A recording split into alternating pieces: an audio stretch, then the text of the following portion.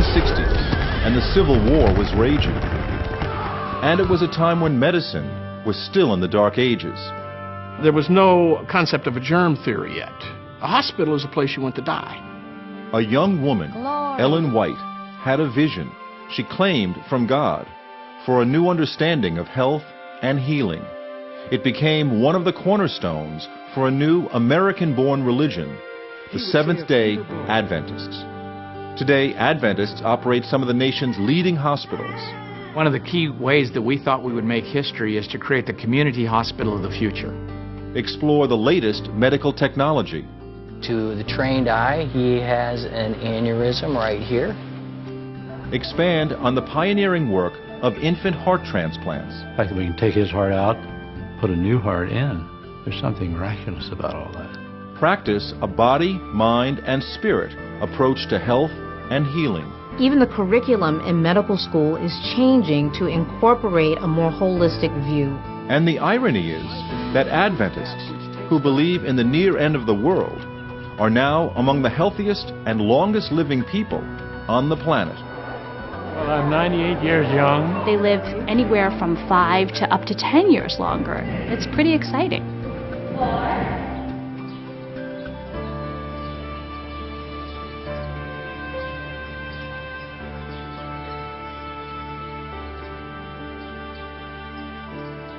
About 1 hour east of Los Angeles is Loma Linda, California.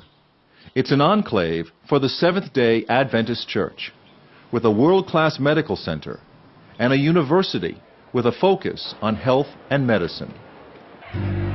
Loma Linda came to world attention in 1984 when Dr. Leonard Bailey transplanted the heart of a baboon to save the life of a dying child, a child that became known as Baby Faye. At the time, the operation was highly controversial. Len faced some real opposition from our own campus. I mean, some people who weren't sure that we wanted to be this exposed, that we weren't sure this was the right way to go. And I credit for Len for keeping clear in the vision of where he was going. I do believe that the scars that Len got during this time have made him the gentleman that he is. Today, Dr. Bailey and Loma Linda surgeons perform as many as 24 infant heart transplants a year.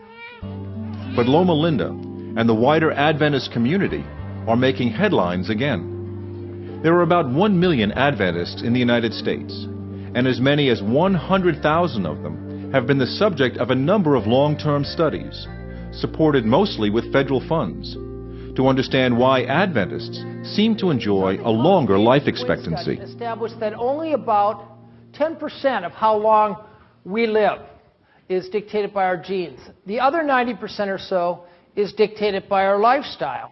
Dan Buettner led a research project for National Geographic that turned into a best-selling book, The Blue Zones. It identified Loma Linda as one of a handful of locations around the world where people do in fact live longer and seemingly healthier lives. I was in collaboration with the National Institute on Aging and some scientists out of Harvard. They put us in touch with the people who run the Adventist Health Study, which is a gold standard NIH-funded epidemiology study that follows tens of thousands of people for decades. And that study revealed that the Adventists who most strictly follow the suggestions of the church are living about a decade longer than their American counterparts. But it's not simply living longer. Can the later years also be happy and productive? Ellsworth Wareham is as close to a poster child for Loma Linda and the Adventist lifestyle as there is. He insists on doing many of his own home projects, but it's his day job that continues to amaze. At age 95, Dr. Wareham can still be found most days in the operating room, not as a patient, but as a critical member of a team performing open-heart surgery. I was the primary surgeon until I was about 76. Then I started to assist. Some weeks I'll assist in 5 or 6 open heart operations. The matter of assisting, of course, is quite simple after you've been a surgeon yourself. And it's the easiest thing I do. Ellsworth Wareham was an icon when I was a medical student here 35, 40 years ago, and still is. But it's not his technical expertise as much as his person. If you're doing heart surgery and vascular surgery, you get to see the results of your eating habits. It appears now, if you're going to be interested in longevity and good health, there better be a strong emphasis of plant-based food. People oftentimes ask me about stress and its influence on coronary artery disease. It's a nice concept that stress has caused me to have your coronary artery disease, but it most likely came off your plate. It is pretty accepted now in the medical community, with all of the body of scientific research that has been looking at Adventists, that they live longer than their peers. They live longer than the people who are living in neighboring towns, and even people living next door to them. The initial studies of Adventists were looking at specific things in their lifestyle. They found that because they're vegetarian, they eat more nuts. So originally we were saying in the early 1990s, hey, let's all eat walnuts, let's all eat almonds, which is a good first step, but with the Adventists, it's much more holistic. It's their whole vegetarian lifestyle, which includes a lot of fruits, vegetables, and whole grains. But it's also beyond that. They believe in a strong sense of community. Well, I'm 98 years young. I am blessed because I have a church family. Well, I think we're content. I think contentment means a lot. 6, 7, give me 4. Out. They believe in exercise. 4. Great 5. I come 5 days a week. I don't eat meat. I haven't for close to 40 years. I am over 70, so well over 70, so that's as close as you're going to get. You get around people that don't smoke, that don't drink, you just get a different frame of mind. We have a number of people who come for proton treatments, and they come, while they're here, the 3 months or however, they come regularly, many of them. Proton treatments for people mostly suffering some form of cancer who come to Loma Linda. They stay for a month or longer for daily treatments in the proton accelerator, a revolutionary process that splits the atom to more precisely target cancerous growths. It's one of the paradoxes within the culture of Seventh-day Adventists. For on one end of the campus is the church, for a religion founded by a 19th century woman, Ellen White, a religion that by its own description is rather conservative, with a traditional biblical understanding of creation, and a firm belief in Advent, meaning coming, and in this case, the imminent second coming of Christ. Yet, across the same campus, Seventh-day Adventists are on the cutting edge when it comes to medical science and holistic health. I think what makes Loma Linda so unique is this attempt to ride the line between both faith and science, in which we actually see faith as complementing, directing, and strengthening science, not as something we're trying to put back or leave behind. Love one another, care for one another, forgive one another, support one another. It is all the way through the New Testament. We take the Bible very seriously. I think that we are conservative as far as most people are concerned. We have a lifestyle that is conservative, not as conservative as it once was. Most people, when they hear about Adventists, have the foggiest notion of what an Adventist is. I have to admit, I'm pretty ignorant about Seventh-day Adventist Church. I've heard of them, but I don't know their backstory at all. I don't think I have a clue. We identify ourselves as Christians. We identify ourselves as Protestants. I've heard of them. I don't know what they stand for. Adventists don't drink alcohol. They don't smoke. Are you a Mormon? Are you the people that come knock on the door with the watchtower?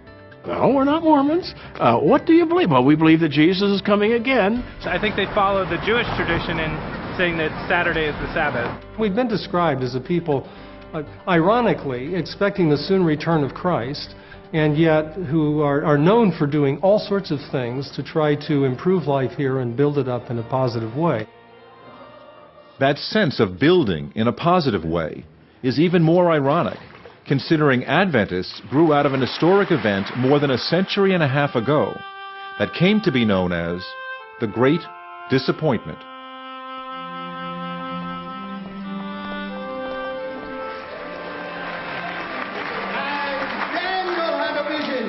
A vision from God. And he said, I was frightened and fell upon my face. But he said unto me, understand, O Son of Man, your wisdom belongs to the end of time. In the mid-19th century, a Baptist preacher, William Miller, traveled the country preaching that the second coming of Christ was close at hand. Tens of thousands believed he was right.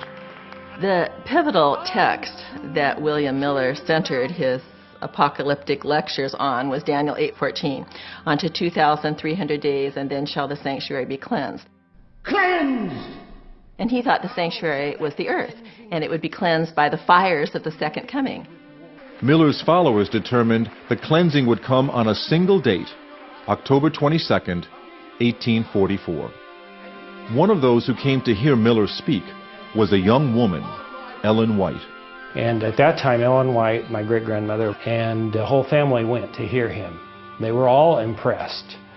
They were impressed by his sincerity, his knowledge of the Bible, his understanding of prophecy, and his ability to explain things clearly and succinctly. Described by the Holy Scriptures. Cleansing by fire. As October 22nd approached, true believers prepared to meet their God. Farmers abandoned their crops and livestock. Shop owners closed their businesses. Others simply threw away their money.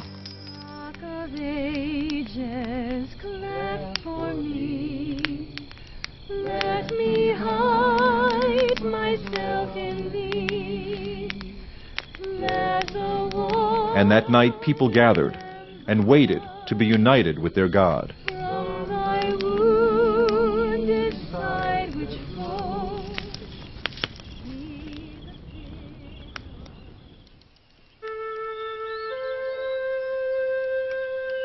But the next morning, Ellen White and the others awoke to a world unchanged.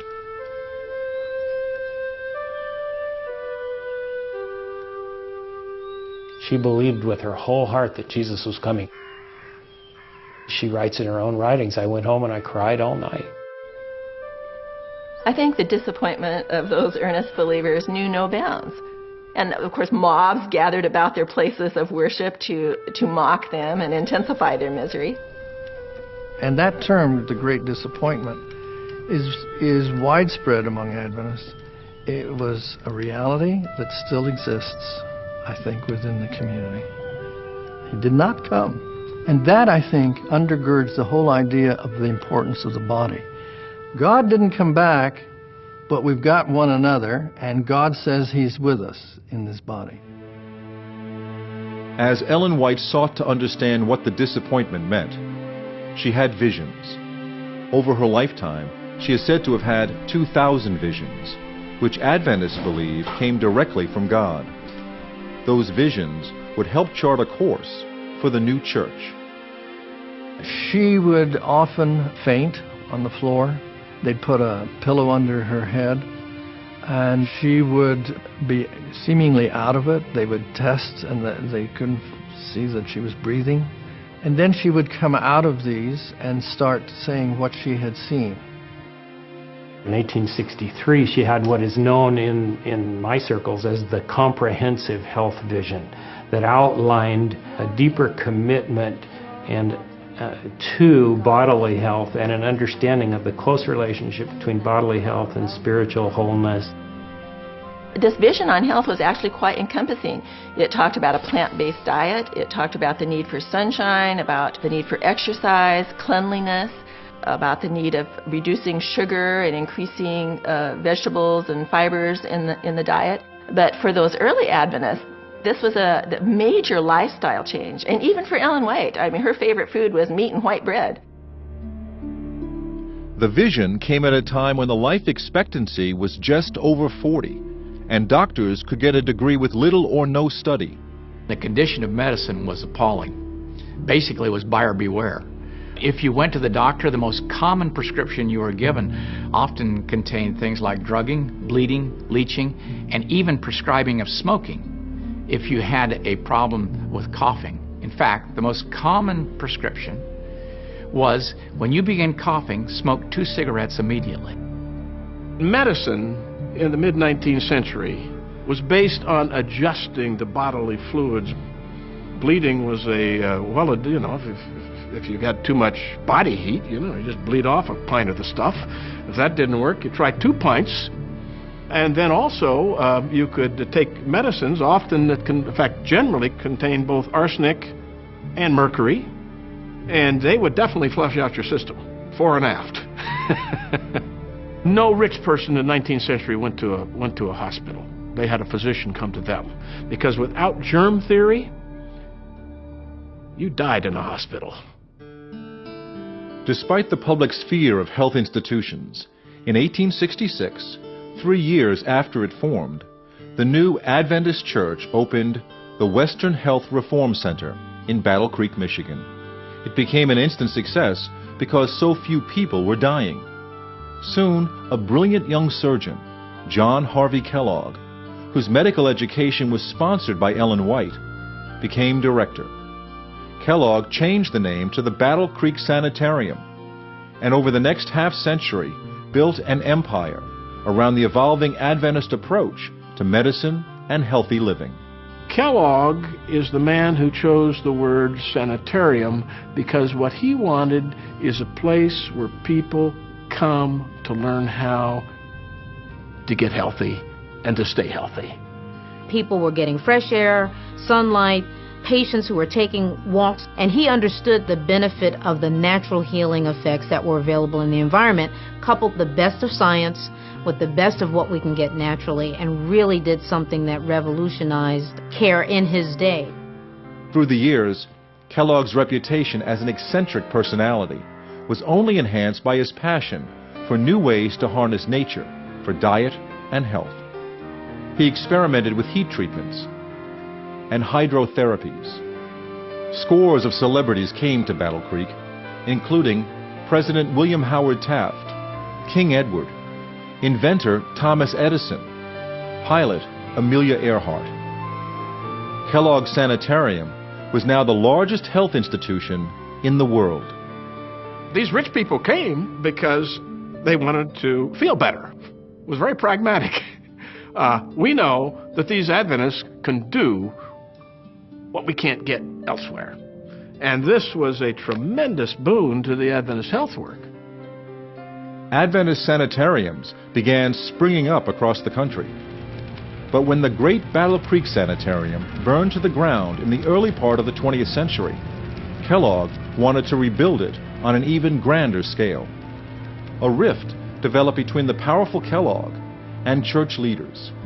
In the end, John Harvey Kellogg, who patented a process for making peanut butter, is credited with helping to inspire a national exercise movement, and who, with his brother, created a name synonymous with the breakfast food industry, broke from the church, but not before helping to put the Adventist approach to health and the creation of unique health facilities on the map.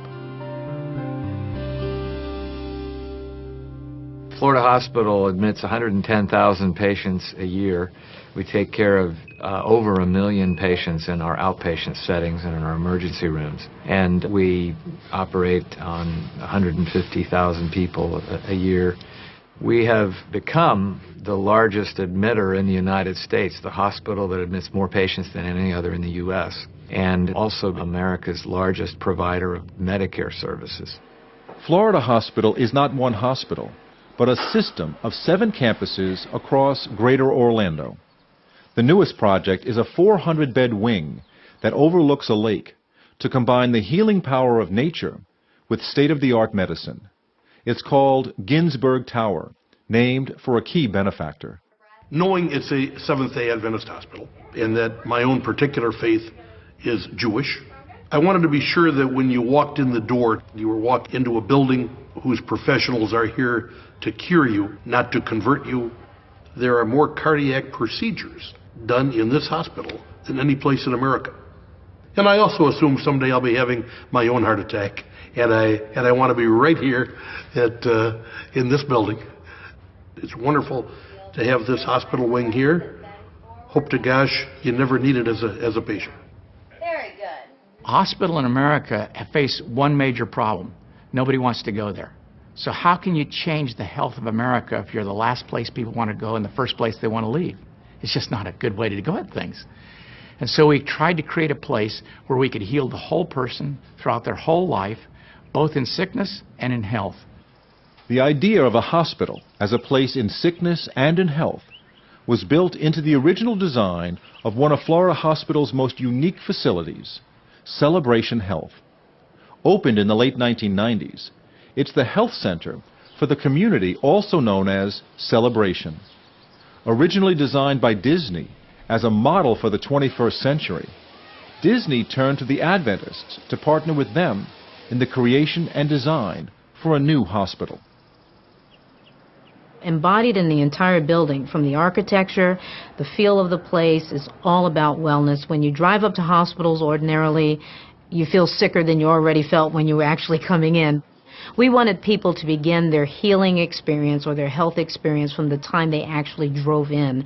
And so when you look at the building, you feel really more like you're in a spa versus being in a hospital. Just off the entrance, what they like to call the front stage, the focus is on staying healthy. There is a pool and a fitness center used by hospital patients, doctors, staff, and the wider community. But it's on the backstage where Celebration takes on the character of a traditional hospital. Here, the notion of community, central to most religions, is woven into the prescription for health care, as doctors often bring an entire team on morning rounds. We have a chaplain, we have a respiratory therapist, the dietary, physical therapy. It could vary between 10 to 15 to 20 people involved in the care. The team allows us to provide a more comprehensive care to the patient. You know, we can harness the skill of different people. And the notion of community also plays a role in how patients advance their own recovery. And this has all been scientifically shown that people do better when they're in a community. We have become more isolated with our technology, but yet being able to interact with people, especially people who have gone through similar experiences as your own, give you feelings of hope. Our transportation service will help you get into the vehicle, so you don't have to stress out about that.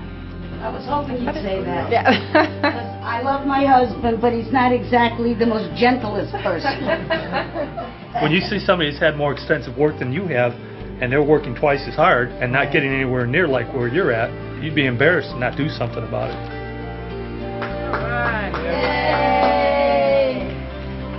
Hail Mary, full of grace, the Lord is with thee.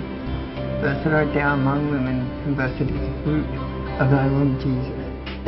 Doctors more and more starting to realize that there's a lot that they don't know about the human body. There's a lot that they don't know about healing. And I think that is where, spirituality comes into play. They know that if a patient feels connected to other people, that helps in their healing. But they don't understand, well, what is the actual mode of action? What's that doing to the immune system? And that makes them a little nervous. They want to always know exactly how everything works. Maybe it's okay just to know that what it does makes that person feel good, relieves their stress, and that's enough. Linda Lynch is a chaplain at Florida Hospital. In a system that believes in the connection between body, mind, and spirit, her domain is the spirit, primarily for women and infants. It means she works with many of the expectant mothers. I think one of my primary roles is to put them at ease, to come as a spokesperson for the hospital, and in my mind, more than a spokesperson for the hospital, a spokesperson for God. And so my presence, hopefully my manner, is just to lend to the beginning calm so that they can begin. Tonight, Yolanda Robinson is about to give birth to her third child.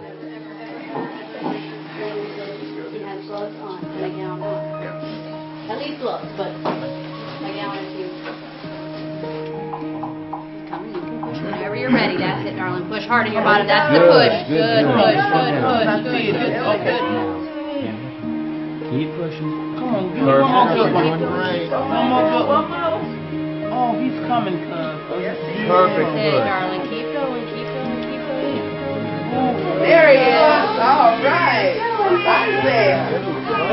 Oh, hey, man.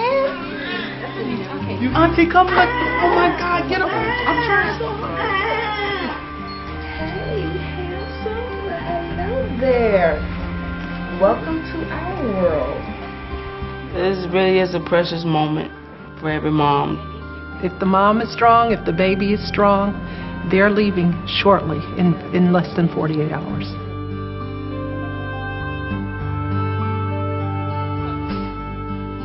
But some births are more complicated. Nikki Floyd broke her back in an accident while 40 weeks pregnant. The baby is taken by cesarean section and brought immediately to the neonatal intensive care unit.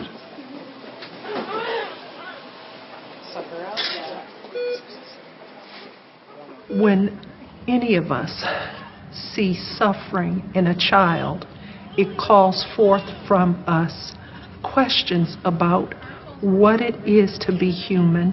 It calls forth our helplessness, our vulnerability to see the tiniest, most fragile human beings still as works in progress. 1 pound, 2 pounds, 3 pounds. Very rarely do we have a baby in there that's regulation size that weighs 6 pounds or more. Oh, feisty Missy. Everything is beautiful. She's doing really good. Oh, praise the Lord. What a miracle.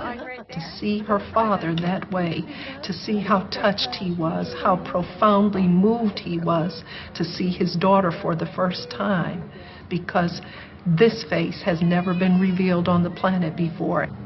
To be privy to the most intimate moments of individual lives, it's always an astounding place, a place of wonder, body, mind, and spirit.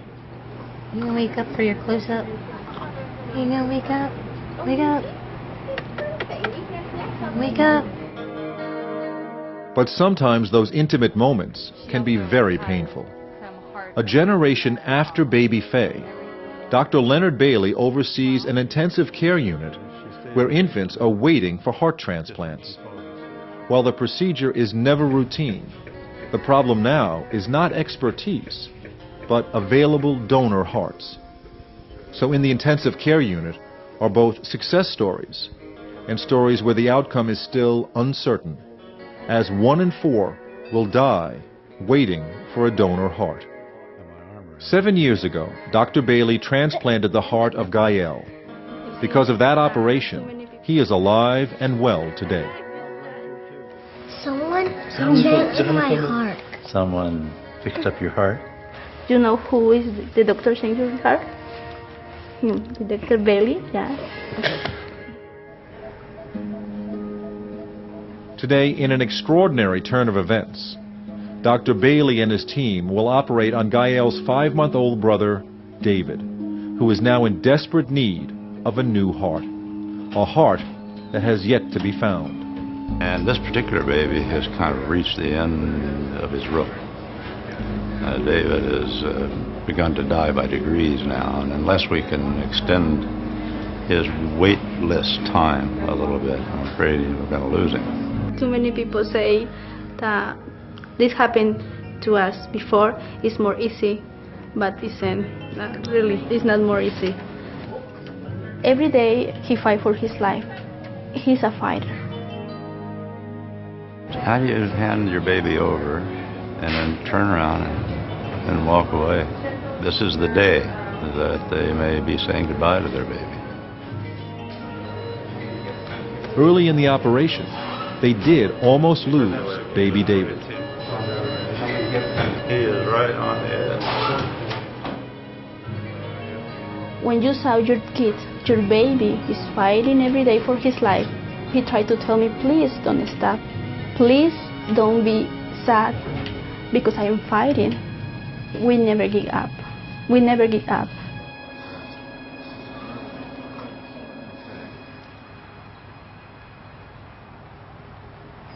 I'm probably in the best shape I've ever been in my entire life. I run probably between 30 and 40 miles a week. I bike. I stay fit. I go to the gym. I watch what I eat. So Brett Troya was surprised when his doctor called to give him his test results. He goes, 2 came back positive. He goes, you have prostate cancer. And the first words out of my mouth were, you're kidding me. Because I didn't expect it at 41. Cancer does not discriminate. It doesn't care who you are. It doesn't care how old you are. So Brett began researching the latest in prostate treatment and volunteered to be part of a high-profile procedure. Obviously, robotic in the United States these days, it's the way to go. 75% of all patients who have prostate cancer surgery have it done robotically. Dr. Vipul Patel from Florida Hospital's Celebration is one of the world's leading robotic surgeons. Today, the procedure he will perform on Brett Troia will be viewed by 500 physicians at a conference center in Orlando and by doctors in Italy and Korea. I'm outside the operating room. My console is now outside. The team is inside, the patient's there. We have all our doctors, all our nurses. I find it much more relaxing, much more efficient to actually be outside. The key is really having better vision and having more dexterity in confined spaces. That was the problem with open surgery. It was very difficult to see the prostate. It was a bloody field, and it was very difficult to save the nerves responsible for continence, sexual function, and cure the cancer. So that was the question. Are we going to be replaced by these robots? Maybe. Look what happened with the military.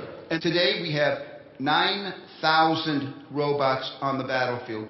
A robotic surgery unit is a several million-dollar commitment up front. We think very hard when it comes to a new technology. It has to have the possibility of changing healthcare forever to make it safer, simpler, and less expensive. And you're beginning to see the pubovesical or puboprostatic ligament come into view right there, just to the right of the midline. Here at Celebration, we train over 6,000 physicians a year in minimally invasive technique. When you have the experts here who love to teach and love to impart their knowledge, we lose nothing by sharing that. We've actually gained. And our job as surgeons is to continue to refine this technique. And I can tell you, 3,000 cases in, I'm still learning. And I think that's a brilliant, brilliant display of Vip. I think we should all give him a hand.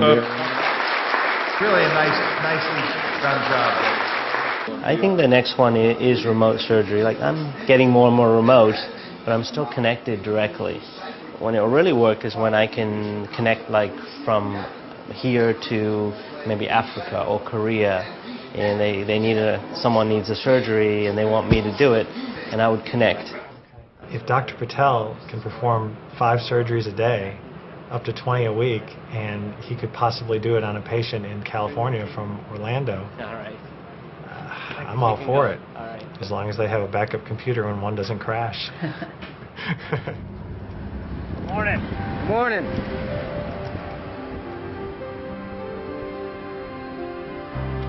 As you can see, we can go from skin, we can get some of the muscle, right down to the vascular system and the bones. And we'll cut the head off, and we'll lower him down like so. This area right here, we have an aneurysm, so we can click that on, make that our center point. We go ahead and hit cube view, and there's your aneurysm right here. Everything that I just showed you there, we did probably in less than 30 seconds. Normally that would take 6-7 hours and a couple of angiograms. And this patient's probably back at work or at home right now. Today, breakthroughs in medical technology take on many different forms. By combining a working knowledge of anatomy, computer software, and animation, Tom Krakis is able to provide doctors with a 3-dimensional, non-invasive way to detect and solve more complex problems. Your CAT scan, when it circles around you, it takes a slice out and turns it sideways, like a loaf of bread. We have multi-slice detectors on these scanners, so when it goes around once, it actually cuts you 64 times. The computerized technology allows us to render this 3D image. From a single workstation, Tom Krakis is able to post his discoveries on a computer network that serves the 6 hospitals and 50 locations that form the Adventist Kettering Health System around Dayton, Ohio. At the turn of the previous century, Charles F. Kettering was one of the most gifted inventors. He had more patents to his name than anyone else other than Thomas Edison. Innovation in technology is an integral part of what Charles F. Kettering was all about. He was always looking for answers to problems that technology could solve. This patient is about to benefit from advanced imaging. He has an aneurysm of the aorta that can be life-threatening. And if it suddenly ruptures, he's going to lose all of his blood into his belly in a matter of a few minutes. And more than half the time, he'll just die on the spot before he can get medical care. Well, the only way to treat this before we head to the angiography suite would be to just open him up and do a major surgery. That would have a large incision. It would take weeks, maybe months to recover from that. And if we can do this all through just a catheter, you could actually go home later today. That's pretty amazing. William, we're going to take a picture. I need you to not breathe. Hold very, very still. But before the procedure begins, Dr. Schwartz maps out his strategy with the use of 3D imagery. With the 3D modeling, it really helps us plan what to do with the patient, and a lot of times it can cut down on other procedures and unnecessary work. I have physicians that tell me when we do the 3Ds, they are excited because they can now be far more precise. And when you see them concentrating on that image, their foremost element of mind is you do no harm. Here's your diameter just beneath the renal. Save that. So what he's doing directly impacts the care of a patient and what decisions the physician's ultimately going to make about their care. We could be better than that. It's fun and you're helping people. It's great.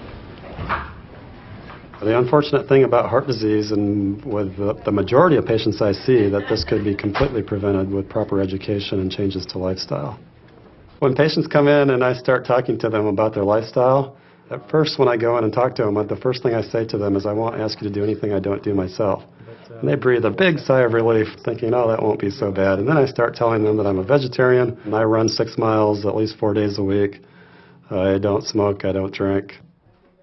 For physicians, the technology and the rate of information is just so fast that it's almost impossible to keep up. And so if people ask me, do you want to choose someone who's very technically competent and very up-to-date, or someone who's compassionate, I say, I want both. Because if you're committed to the patient, you're going to read up on the latest technology and how you can provide that in a skilled way to the patient who needs that.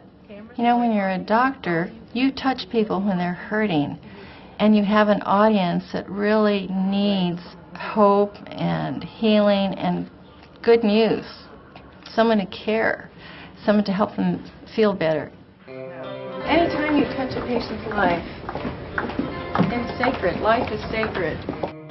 I think the work is sacred because the work takes as its fundamental premise this idea that every human being matters. Every human being is sacred, has rights to care, rights to compassion and generosity that human beings are capable of. Why do those rights exist? They exist because we believe that God regards every human being as having sacred value. On the other side of the Kettering campus is the church, where people gather for Saturday Sabbath worship. By embracing the seventh-day experience of the Sabbath, we exhibit our solidarity with the original testament of Scripture and with the heritage of the Hebrew people. So what happened was Adventists became convinced that the right day for Christians to keep was not Sunday, the first day of the week, but the seventh day of the week. Sabbath would be an affirmation of creation. God rested at the end of creation and that enjoyed and took delight in what He made. That means the world is good, it's valuable, it ought to be affirmed and cared for. God's plan of 24 hours of sacred time is absolutely necessary for the human to fully thrive. It is the common knowledge that we share that every week we will put things aside, differences, and come together. There's something special about that rest where you say, okay, I am free today not to do laundry, free not to go to work, not to clean the house. This is a day that we worship and then we celebrate with our families.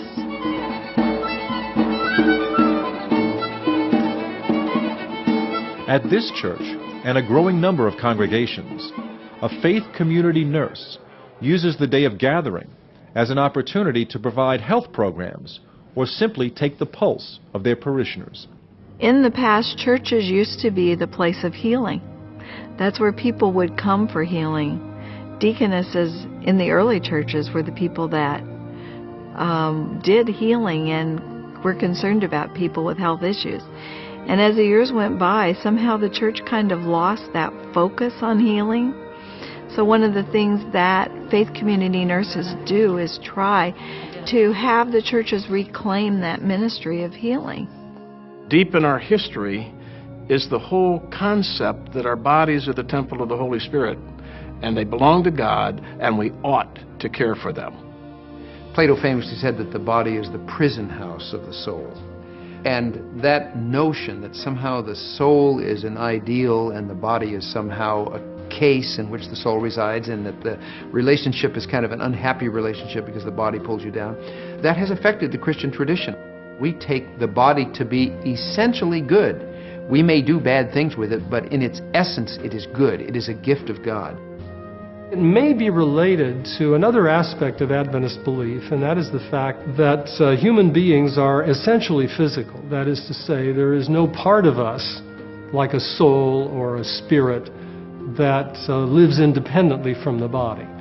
So we are physical beings from beginning to end, and the future beyond death is a resurrection of the body. It's not an immortal soul that keeps on living. So once you've emphasized the body to that degree, then you begin to realize that taking care of the body is an extremely important thing to do. You had a birthday this month, didn't you? Yes. How old are you now? 91. 91. Okay. Are you on any blood pressure medication? No. No. Okay. You have to get older for that. Millie Mills is 92. And besides walking at least 3 miles a day, she has one more secret to a long life. I don't eat anything that has a mother. I think the Adventists are different when it comes to community in that this notion of a Saturday Sabbath sets them apart a little bit from everybody else. And because they're set apart, they tend to hang out more together. They tend to hang out with people with the same schedule and the same ideas. So this idea of eating a plant-based diet is reinforced.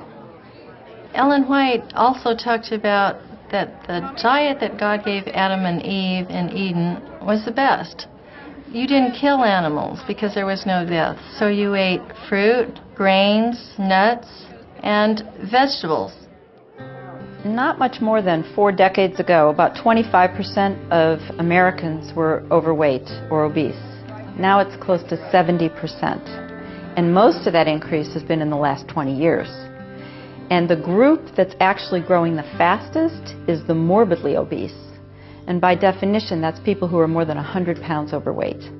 Dr. Heather Pena is a Harvard-trained physician at St. Helena Hospital in the lush wine country of Napa Valley, California. St. Helena is the oldest Adventist hospital, dating back to 1878. And in many ways it recalls the original sanitariums by combining a natural environment with healing. Since its beginnings, the hospital has been supported by area vintners, some of the leading names in the wine industry, despite the fact that most Adventists don't drink alcohol.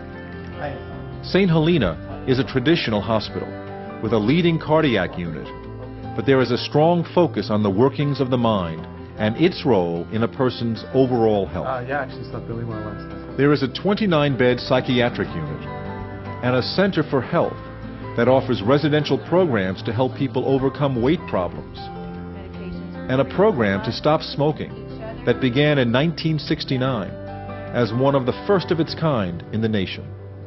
I probably started when I was about 12 years old, and now I'm 52, and it's, I've had some medical issues where the light bulb has gone off and it's time to quit. What's the most important risk factor that you can change and improve a person's chances of being healthier and living longer? It is to stop smoking. It is the #1 cause of avoidable death in this country. I usually show as a heavy smoker. Still. Yeah, still. The brain is interesting in that it repeats behaviors for which it gets a reward. So in my experience, people only are willing to change a behavior that gives them a reward when either life becomes so painful for them that they can't go on, or they know that they're risking heart attack, stroke, you name it. It says that you've tried quitting 10 or more times. I've tried a lot of times, yes. 24 hours is, kind of tough. It's brutal. I cannot now, at this point, make it a day. So what happens make it a day. when you stop smoking?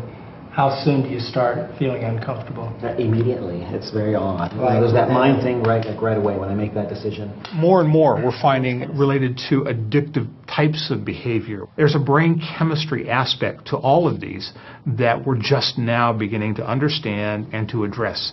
It's a myth that nicotine is harmful. Nicotine is what keeps people using tobacco because it's more addictive than any other substance known to mankind. But nicotine by itself has not been shown to cause medical diseases. It's all the other chemicals that lead to the cancer, emphysema, coronary artery disease, and strokes. Good. Doing well. Your heart rate just reached the first target. Okay. So we achieved that. And your electrocardiogram looks great, so you're doing very well. Dr. Pena directs a weight control program called Transformation. Over 11 days of regular monitoring, lectures on diet and healthy eating, and exercise. People begin to make the changes in their lives that for many have become necessary. There are 5 things that if people do these 5 things, you can cut the risk of cancer by 70%. Cancer.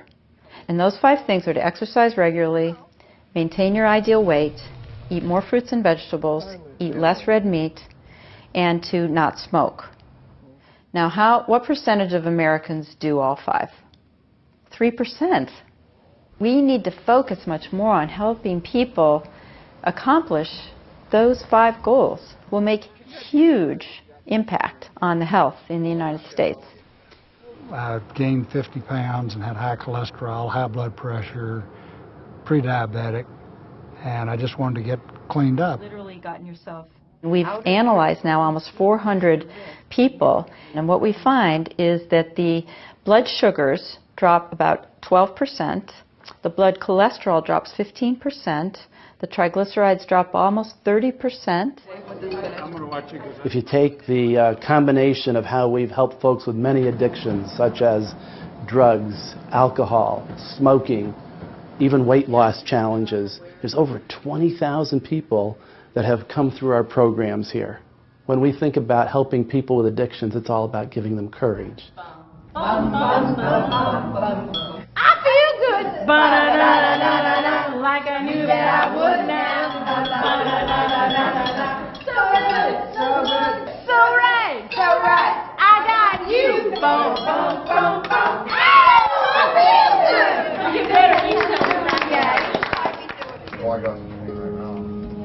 Here at St. Helena Hospital, we have an inpatient psychiatric unit, 21 beds. We also have 39 beds dedicated to our St. Helena Recovery Center for the treatment of alcohol problems and drug addictions. The general statistics that come out of the United States Health and Human Services Agency, as well as the National Institute for Mental Health, state that about 1 in 4 adults in the United States has a defined mental issue, mental disorder, whether it's mild depression to anxiety all the way up to what we see in our hospital, major depression, bipolar disorder, schizophrenia. Mental health, I would classify it as a chronic disease with acute episodes. Very similar to diabetes. The mentally ill individual is coming into us with severe symptoms that we then manage on the inpatient unit, and then the expectation is that they'll work with their medications, that they'll go into therapy, they'll get additional supportive treatment in their communities to manage this chronic disease. There's still some feelings that there's a volitional aspect. There's a self-control aspect to mental illness. If the person would only pick themselves up by their bootstraps. And that's not it at all. These are really chemical reactions in the brain as an organ that are creating behaviors that folks have a hard time controlling on the outside. This is really a disease. Our goal is to get the person out of the hospital and back into a more normalized life. Treatment works.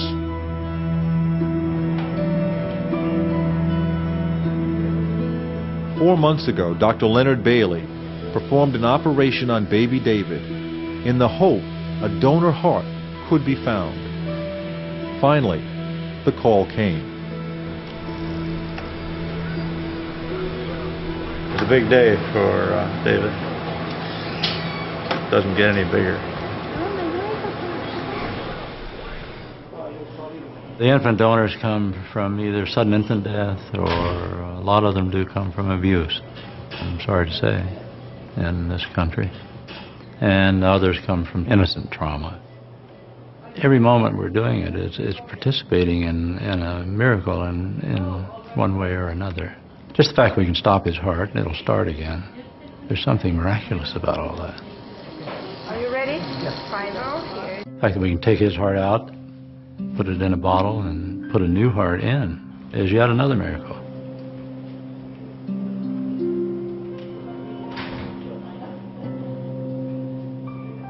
Mi copa está rebosando. Ciertamente el bien y la misericordia me seguirán todos los días de mi vida, y en la casa de Jehová moraré por largos días. You know, every time we read this psalm, because he told about everything we feel now, but we just read and we just, you know, take it. The smell, my baby smell, my baby smell. But if that's it, we try to do here. When we found our groove in that operating room each day, there's a sense of mission there that could only be described that way, I think. And the unique thing is that it has nothing to do with a specific religious belief. It's just sacred. So all the connections are done. They look fine. It's a good match. Well, that's what he needs, a good heart. But we would expect David to do extremely well when this is all said and done. I know David's own parents are very, very grateful for this opportunity. We all need to have that faith in our lives, it seems to me, to be complete. But you have to take it somewhere. The nice thing about healthcare is it translates into people's lives. Thank you for your help. Good job. We feel so happy. We feel it's new chance, new opportunity, new life for everyone.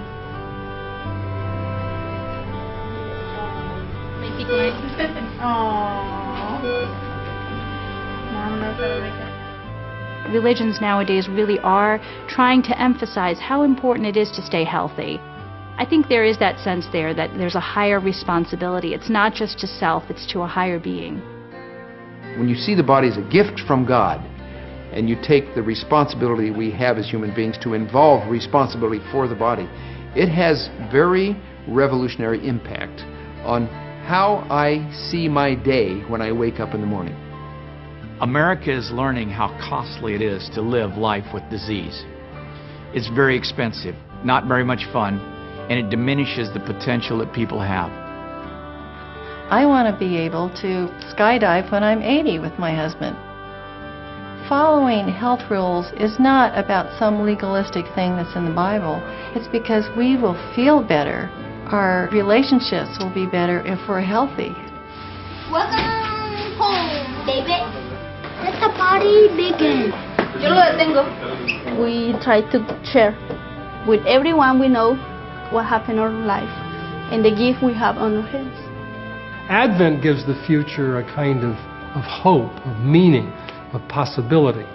It gives the future, in spite of all the other problems we may face, something to hope for and look forward to. It says never give up. Ready? Now. Independence Day never gave up.